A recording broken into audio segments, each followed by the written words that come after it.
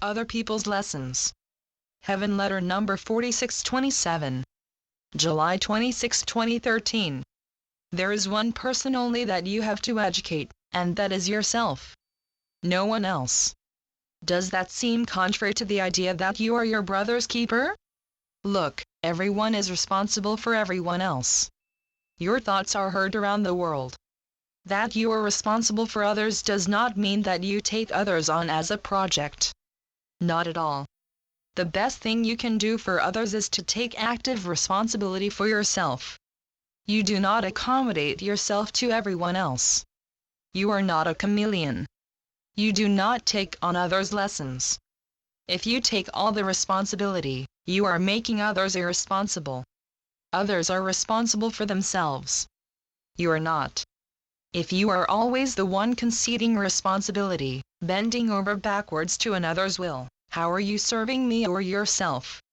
You can always give away half a sandwich, but not your very self.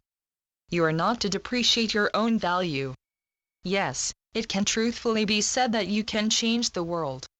It can truthfully be said that you have a great influence on everyone and everything.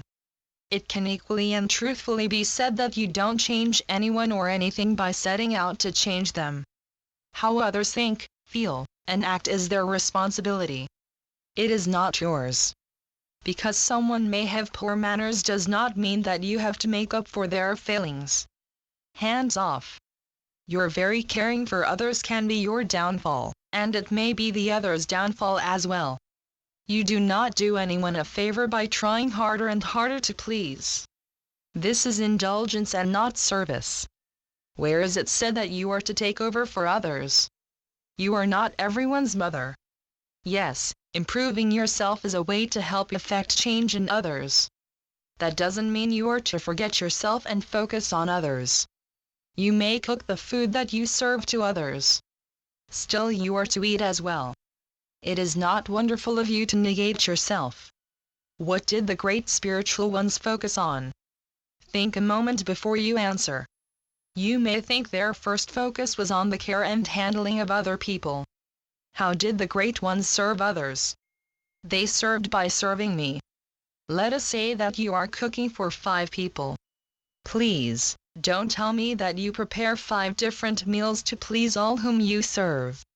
If someone is not happy with the meal you have prepared, that is their problem, not yours.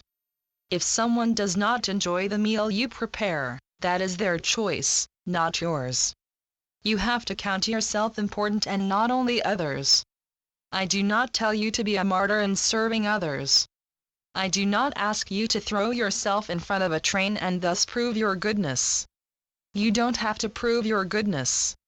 The ones I intend this Heavenletter for definitely have nothing to prove. You exceeded goodness long ago. First of all, beloveds, you have nothing to prove. You don't have to prove yourself to me. In serving others, are you trying to prove yourself to me, to others, and to yourself? Don't do that. Stop now. Serving others by sacrificing yourself is tantamount to sacrificing me.